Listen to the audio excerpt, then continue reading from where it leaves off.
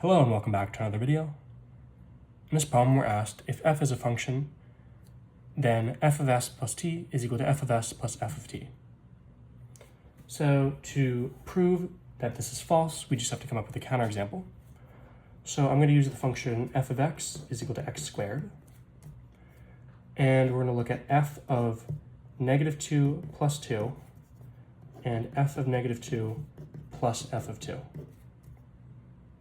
Right, so this is the function, s is negative 2, t is 2.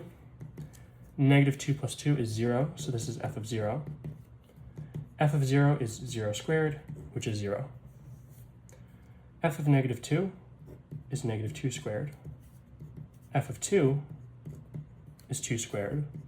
This is 4 plus 4, which is 8, and 0 does not equal 8. Therefore, this statement is false.